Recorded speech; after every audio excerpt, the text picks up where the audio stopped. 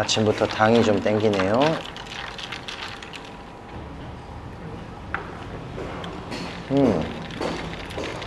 맛있어. 안녕하세요, 구루발리입니다. 오늘은 아침에 일찍 이제 와이프랑 같이 모닝커피를 한잔 하러 나왔는데요. 오늘은 한국이든 해외든 먹고 살려면 돈을 벌어야 되잖아요. 해외에 사시는 한국 분들은 과연 어떤 식으로 돈을 벌고 살아가나 이런 거 많이 궁금해 하실 것 같아서 직장 생활 하시는 분들도 물론 해외에 있죠. 근데 이제 직장 생활 하시는 분들 외에 사업을 하신다거나 아니면 다른 방법으로 돈을 버는 분들도 많거든요. 어떤 식으로 돈을 벌고 해외에서 먹고 사는지 여러분들에게 한번 이야기해 보려고 합니다. 해외에서 먹고 사는 방법 중에는 뭐 사업을 한다거나 또는 프리랜서들도 있을 거고요. 뭐 금융 소득을 활용해서 먹고 사시는 분들도 있을 텐데, 첫 번째로 사업하시는 분들은 어떤 사업을 통해서 해외에서 먹고 사는지 한번 얘기해 보도록 하겠습니다. 오늘은 사업하는 방법이 아닙니다. 어떤 업종에 한국 분들이나 외국인들이 진출해 있고 어떤 식으로 먹고 사는지 그런 거 그냥 가볍게 들어주시면 돼요. 근데 이제 오늘 하는 얘기는 제가 경험한 것도 있고요, 옆에서 본 경우도 있고, 또는 카더라 주워 들은 얘기도 있어요. 그래서 이거는 아니다라고 이제 얘기하실 수도 있을 것 같아요. 조금 미흡한 부분이 있다 하더라도 감안하시고 들어주시면 감사하겠습니다. 발리를 기준으로 일단 한번 얘기를 해볼게요. 발리를 기준으로 얘기해도 되는 게, 발리가 이제 제주도 같은 관광지잖아요. 제조업이 없다 뿐이지 제조업 외에는 뭐 있을 만한 사업은 다 있다고 생각이 됩니다.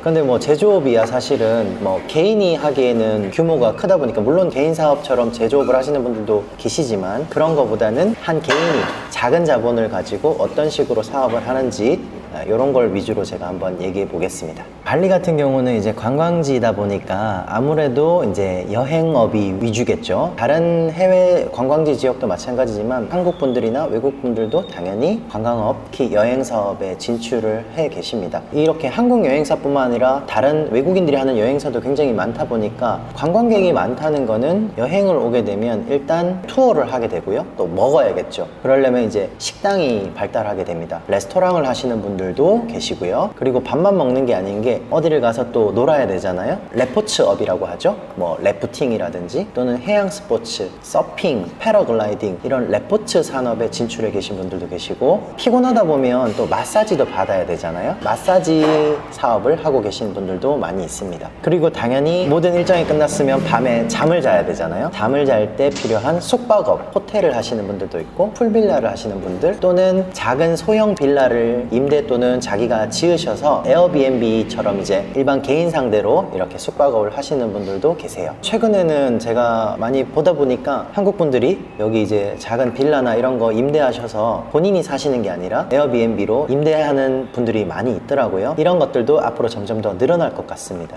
그리고 이렇게 여행을 하고 나면 마지막에 이제 집에 돌아가시기 전에는 가족이나 친구분들, 지인분들을 위해 선물을 또 사게 돼요. 당연히 의례적으로 있는 코스다 보니까 쇼핑센터, 쇼핑샵이 발달이 됩니다. 물론 일반적으로 대형 몰이나 큰 백화점이 발달하기도 하지만 작은 개인이 운영하는 쇼핑샵도 많이 있거든요. 커피를 판다든지 라텍스, 폴로, 목각 제품, 비누, 바디로션, 뱀가죽 이런 것들을 판매하는 쇼핑센터들도 운영하시는 분들이 많이 있습니다. 다만 이제 이런 관광업종에 종사하시는 분들은 사실은 리스크가 있어요. 왜냐하면 외국인들이 운영하는 뭐 여행사나 이런 샵이나 이런 마사지 샵들이 특정 국가의 관광객을 대상으로만 운영을 많이 하시거든요. 예를 들면 한국을 예를 들어 볼게요. 한국 사람들이 하시는 관광업종의 분야들은 한국 관광객을 대부분 대상으로 해요. 근데 발리에 들어오는 한국 관광객이 매년 늘어나고 있으면 사실은 다 같이 잘 먹고 잘 살 수 있는 구조가 될 텐데, 그렇지가 않은 실상은 발리 통계청에 들어가서 한국 관광객 수치를 이렇게 조사를 해보면 거의 뭐 비슷합니다. 옛날 한 10년 전보다는 당연히 늘어나긴 늘어났죠. 그렇지만 최근 5년 데이터를 만약에 본다 그러면 평균적으로 한 15만 명 정도가 발리에 입국하는 한국인 관광객입니다. 근데 이제 그마저도 이제 들쑥날쑥이 있죠. 재작년 같이 아궁 화산이 터졌다라는 뉴스가 빵 터졌을 때 2010 2017년 12월에 이제 그 터졌다는 뉴스가 나왔거든요. 그러면서 2018년에 허니문들이 다 취소를 했습니다. 관광객들이 많이 취소를 했어요. 그래서 2018년에 낮은 수치로 떨어졌죠. 그러고 올해 다시 예년 수준으로 회복을 해서 아마 올해도 한 15만 명 정도로 이제 예상이 됩니다. 근데 신기한 거는 뭔지 아세요? 2017년 12월에 화산이 터졌다는 이제 뉴스가 나왔잖아요. 근데 2018년에 관광객이 줄어든 국가가 딱 두 국가밖에 없습니다. 그 두 국가가 바로 한국과 중국입니다.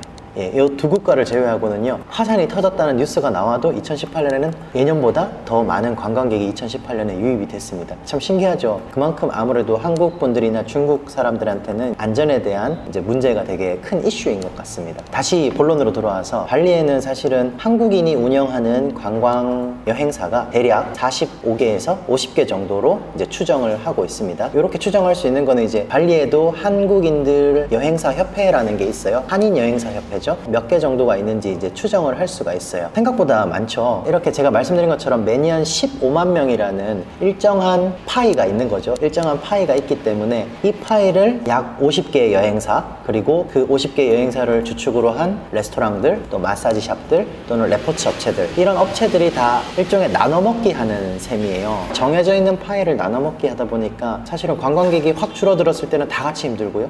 파이가 더 커지면 좋겠지만 파이가 더 커지지 않는 이상은 사실은 서로 이제 약간 치킨 게임처럼 서로 경쟁하는 그런 관계다 보니까 서로 힘든 것 같습니다. 업종 자체가. 그래서 제 생각에는 만약에 이런 업종으로 진출할 생각이 있는 분이 있다면 너무 이 한국인 관광객이나 아니면 자국민의 관광객을 노릴 것이 아니라 사실은 내국인 관광객도 굉장히 많거든요. 수치를 보면 아시겠지만 이 통계청에 들어가면 이제 내국인 관광객 수치도 나와요. 근데 내국인 관광객은 무시할 수가 없는 게, 우리도 생각해보면 제가 어릴 때 사실은 제주도 여행을 간다는 게 쉽지 않았거든요. 왜냐면 비행기를 타야 됐기 때문에. 근데 어느 순간 IMF가 끝나고 세월이 지나면서 수학여행으로도 제주도를 놀러를 가게 됐어요.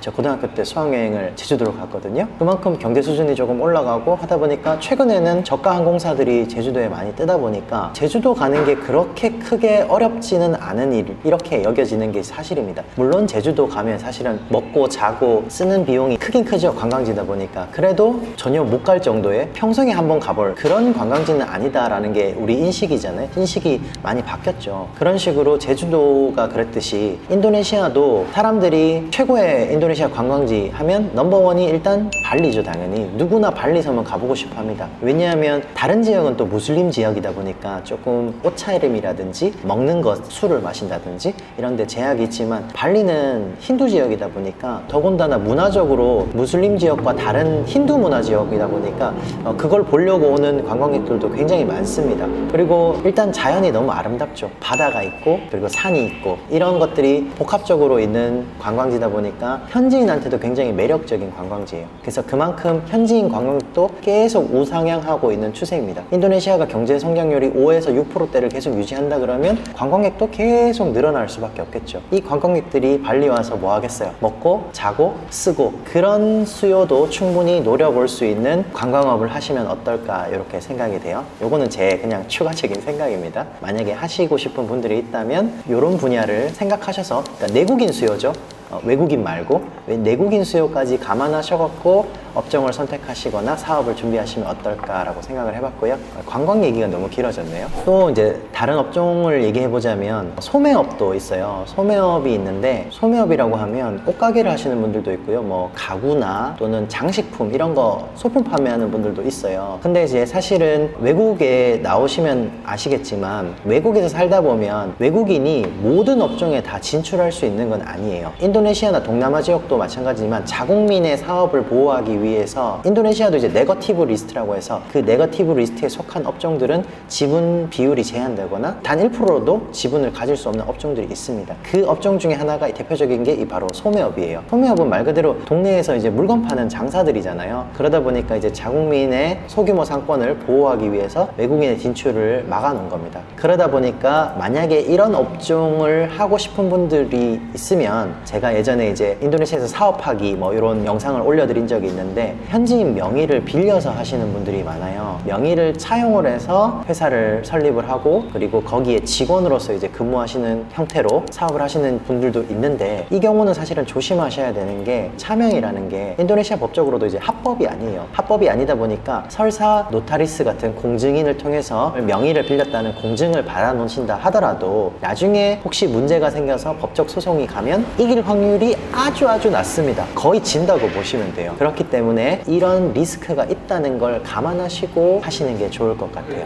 그리고 또 어떤 업종이 있냐면 뭐 서비스업이 있겠죠. 컨설팅업이라든지 비즈니스 컨설팅, 소프트웨어 컨설팅 또는 이런 허가 대행 이렇게 하시는 분들, 설립이나 비자 대행 이런 거 하시는 분들도 있고요. 그리고 부동산업을 하시는 분들도 있고 부동산도 마찬가지입니다. 예, 외국인이 원래 진출할 수 없는 업종이에요. 또 요가나 피트니스, 스포츠, 체육관 이런 거 하시는 분들도 있고요.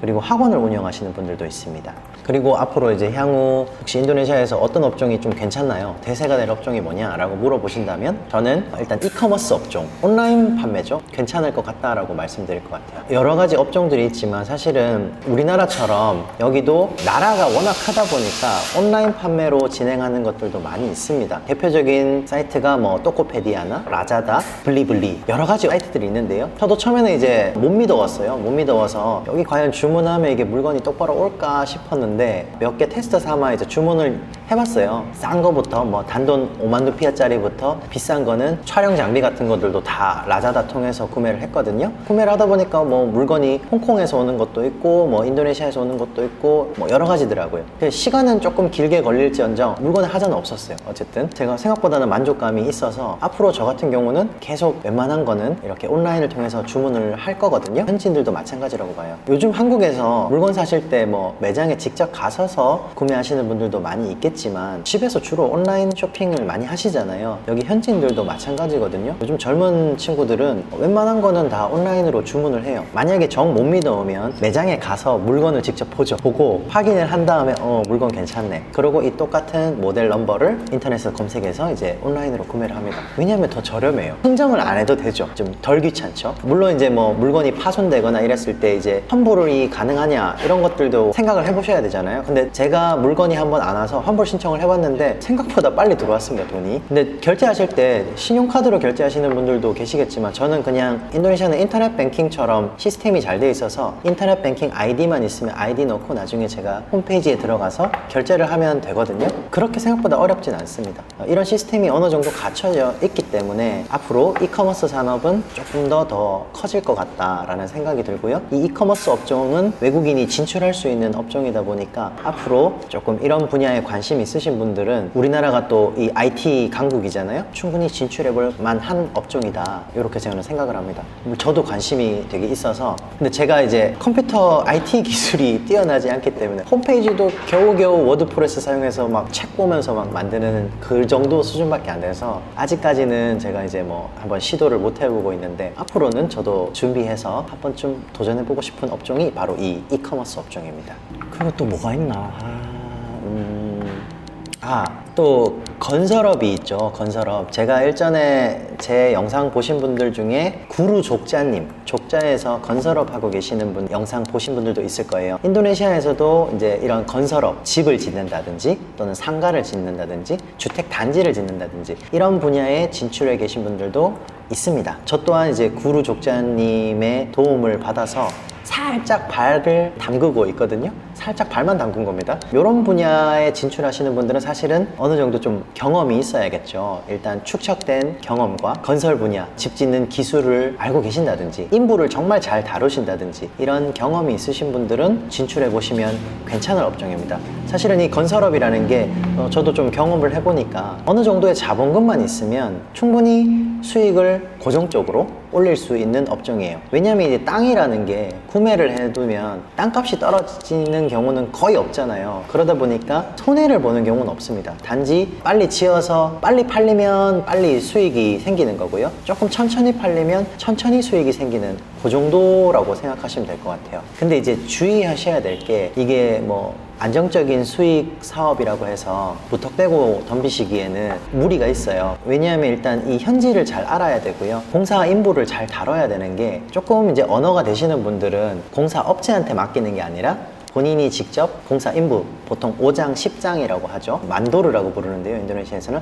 그런 친구들을 찾아서 이렇게 공사를 맡기는 경우도 있어요. 근데 이제 그거를 진행을 하다 보면 정말 다양한 문제가 생깁니다. 가령 예를 들면 이제 자재를 사라고 돈을 줬는데 10개 사라고 줬는데 뭐 5개만 산다든지, 또는 이제 자재를 사놨는데 그 다음날 되면 자재를 팔아먹어버린 친구가 있다든지, 뭐 아무 얘기도 없이 출근을 안 하는 사람이 있다든지, 그러면 이제 공기가 늘어나잖아요. 예, 이런 다양한 문제가 생기는 게 일상다반사입니다. 만약에 이런 게 이제 자기가 직접 핸들할 능력이 안 된다라고 하면 업체를 찾겠죠. 하청을 찾겠죠. 하청을 찾아서 공사를 맡기면, 이것도 사실은 위험한 게, 공사업자들 중에 물론 공사 단가를 비교하다 보니까 이제 싼 업체를 주로 찾으시겠죠. 근데 이제 이 사람이 공사를 잘하는지 못하는지 알 수가 없잖아요. 그러다 보니까 공사 대금을 보통 뭐 30% 정도 먼저 달라, 성금을 달라 이거죠. 근데 성금을 주면 말라버리는 경우, 네, 정말 허다합니다. 현지인들도 많이 당하거든요. 외국인만 당하는 게 아니라. 이런 경우도 있고요. 또는 마찬가지로 공사 대금을 주면 그 공사 대금에서 정해진 적정량의 자재를 써야 되는데 그걸 안 쓰는 거죠.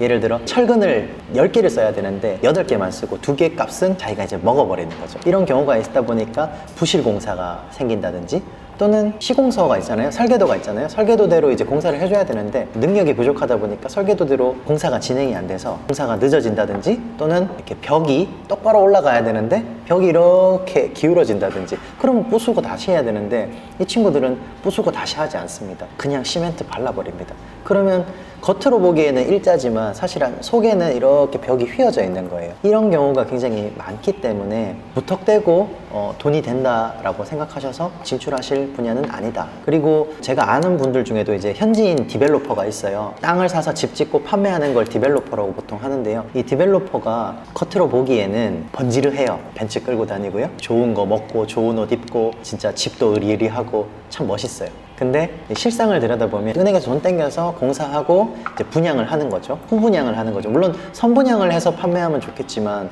선분양이 큰 업체 같은 경우는 또 믿고 잘 될 수도 있죠. 우리나라도 삼성, 레, 뭐 이런 회사들은 잘 되잖아요. 뭐 LG자, 뭐 이런 회사들 다 잘 되잖아요. 근데 인도네시아도 큰 회사는 물론 뭐 분양이 잘 되겠지만 작은 소규모 회사들 같은 경우는 분양이 바로바로 되지 않는단 말이에요. 그러다 보니까 분양이 제대로 되지 않았을 때 이자에 대한 부담감, 은행 이자가 사실은 세요. 예금 금리가 거의 6, 7%대라 그러면 대출 금리는 상상을 하실 수 있겠죠. 거의 10%대 이상이 될 수도 있습니다. 그렇기 때문에 이 이자에 대한 부담감이 있다 보니까 이 친구가 겉은 번지르하지만 실상은 돌려막기를 계속 해요. 이쪽에서 빌려서 이쪽에서 또 막고, 그런 경우도 허다합니다. 그렇기 때문에 자기가 정해진 캐파로 해야 되는 거지, 그거를 넘어서는 돈으로 하면 좀 위험하다. 그리고 자기가 모르는 분야에 섣불리 진출하면 그것도 위험하다. 네, 어떻게 하다 보니까 이게 제 건설업 강의가 되어버렸네요. 뭐 하여튼 제 생각입니다. 그래서 이런 분야에 진출해 계신 분들도 있다라는 걸 이제 말씀을 드리고 싶었어요. 이 외에도 뭐 가구를 만들어서 판매하는 게 아니라 가구를 직접 제조하셔갖고 수출하시는 분들도 계시고요. 목각이나 소품들도 현지에서 이제 하청을 맡겨서 생산하신 다음에 뭐 한국이나 중국, 외국으로 이렇게 수출하시는 분들도 많이 있습니다. 커피 수출하시는 분들도 있고요. 이런 분들도 수출입업이죠. 또는 수입하시는 분들, 수입해서 다시 현지에 뿌리는 그런 분들도 계시죠. 이렇게 사실은 다양한 분야, 한국에서 상상할 수 있는 거의 대부분의 분야가 여기서도 이루어질 수 있다, 이렇게 생각하시면 될 것 같아요. 외국에서 살면 뭔가 특별한 업종만 있을 거라고 상상하시는 분들도 계신데 사실 그렇지는 않습니다. 제한은 없습니다. 물론 이제 방법적으로는 가능한 거냐 불가능한 거냐, 위험한 거냐 위험하지 않는 거냐, 요 정도 차이일 것 같아요. 다양한 업종으로 진출해 계시고 그걸로 이제 밥 먹고 사시는 분들이 해외에도 있다, 이렇게 사실 생각하시면 될 것 같아요. 그러면 이제 사업을 해서 이렇게 먹고 사는 방법을 생각해 봤는데, 요거에 이어서는 다음으로 생각해 볼 분야는 사업이 아니라 본인의 전문 직업을, 전문 지식을 가지고 프리랜서로 일하시는 분들, 요즘 노마드, 디지털 노마드라고 유행을 많이 하잖아요. 이런 분야에 일을 하시면서 돈을 버는 분들, 그리고 이어서 금융소득, 그러니까 해외에서도 금융소득으로 돈을 벌면 충분히 사실 수 있잖아요. 그런 분야에 계신 분들에 대한 얘기도 한번 해보도록 하겠습니다. 오늘은 제가 지금 애기 데리러 갈 시간이 돼서 여기까지 마무리하고 요 다음 편에 찍어보도록 하겠습니다. 얘기하다 보니까 되게 길어졌네. 커피를 못 마셨네.